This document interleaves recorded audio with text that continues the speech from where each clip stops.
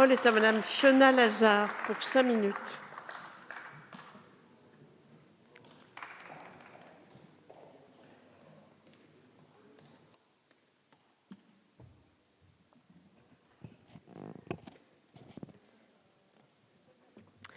Merci Madame la Présidente.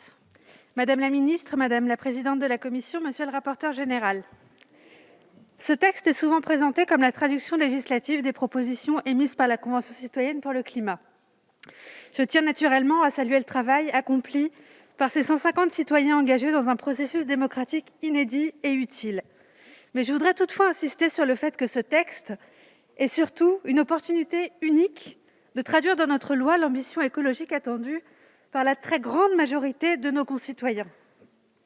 Ce dimanche encore, ils étaient des dizaines de milliers à se faire entendre dans la rue pour appeler à un véritable engagement en faveur du climat. Ils ont raison.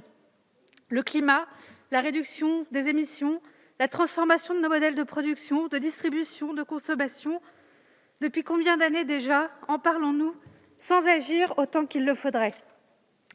Nos concitoyens ont depuis longtemps intégré ces problématiques et ils sont nombreux à s'engager dans leur quotidien, à la maison, dans la façon de gérer leur entreprise, dans le milieu associatif, pour changer concrètement les choses.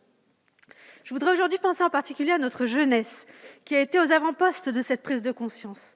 Elle nous alerte avec insistance sur la nécessité de transformer nos modèles, sans toujours avoir été entendus, et en ayant parfois même été moqués ou regardés de haut. Je me réjouis donc qu'aujourd'hui, notre Assemblée ait à se prononcer sur un texte qui, s'il ne pourra prétendre à lui seul relever le défi du siècle, apporte son lot d'avancées non négligeables et parfois capitales. Il y a bien sûr des ambitions contrariées, des lenteurs, des manques, mais je crois que nous pouvons encore faire une vraie loi climat. Notre Assemblée doit contribuer à rehausser le niveau d'ambition et la portée de ce texte. En l'état déjà, ce texte va changer une partie du quotidien de nos concitoyens. Il porte de nombreuses mesures que je veux saluer. La création d'une étiquette climat, la régulation de la publicité des énergies fossiles, l'interdiction de la vente des véhicules les plus polluants en 2030, l'interdiction des vols domestiques quand une alternative en train de moins de 2h30 existe, des objectifs en matière de réduction de l'artificialisation des sols, l'interdiction de location des passoires thermiques, etc. Je partage pleinement ces orientations et je salue le travail mené par nos collègues rapporteurs sur ce texte. Si le cap est bon, le rythme, lui, ne l'est pas toujours. Et sur plusieurs sujets, je crois nécessaire d'aller plus vite, d'aller plus loin. C'est le sens de plusieurs des amendements que j'ai déposés, afin, par exemple, d'élargir la régulation de la publicité des énergies fossiles aux produits très polluants, pour lutter contre le greenwashing, de rendre obligatoire la mise en place d'un choix de menus végétariens dans les cantines publiques, de protéger les arbres remarquables, ou bien encore de développer des mobilités plus durables, comme le vélo. Je souhaiterais aujourd'hui insister sur plusieurs sujets. Le premier est relatif aux grands projets d'aménagement du territoire. L'abandon de projets comme celui d'EuropaCity, dans le Val d'Oise, par exemple, est légitime. Construire des méga-centres commerciaux sur des terres agricoles est un non-sens écologique, un non-sens historique.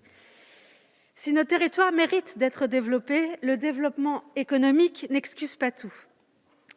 À Argenteuil, sur ma circonscription, je voudrais saluer la mobilisation des citoyens et des associations qui militent depuis des années maintenant pour l'arrêt du projet Cap Héloïse, qui aurait pour conséquence la destruction d'une salle municipale chère aux Argenteuillais et la bétonisation de l'île Héloïse, un espace naturel à protéger en zone inondable et qui fait partie de notre patrimoine culturel. Il a été peint naguère par Monet, il abrite aujourd'hui des arbres remarquables et centenaires qui doivent être protégés. Autant de raisons qui devraient suffire à justifier que ce projet de méga-complexe soit implanté ailleurs. Des friches industrielles existent. Commençons par les occuper avant de défigurer le peu de nature qu'il nous reste. La crise que nous traversons doit nous conduire à nous réinterroger sur les modèles de développement de demain. Et ce projet de loi doit nous permettre d'entériner que ce type de projets ne sont plus ceux de notre époque. Et c'est le sens de plusieurs de mes amendements que nous débattrons ces prochains jours. J'insiste toutefois sur le fait que l'abandon de ce type de projet ne doit pas laisser place au vide. C'est pourquoi je propose également que la loi rende obligatoire la conduite d'une concertation territoriale pour construire un ou des projets alternatifs prenant en compte les dimensions environnementales, économiques, territoriales et sociales. Depuis l'abandon d'EuropaCity, les Valdoisiens n'ont pas vu le commencement d'une perspective nouvelle pour leur territoire. Cela aussi, il faut le changer. Et le deuxième point que je voudrais aborder est celui de la qualité de l'air. En Île-de-France notamment, la pollution de l'air est extrêmement préoccupante. La création de zones à faible émission prévue par le projet de loi est une avancée. Et je propose que le seuil retenu soit abaissé à 100 000 habitants. Merci.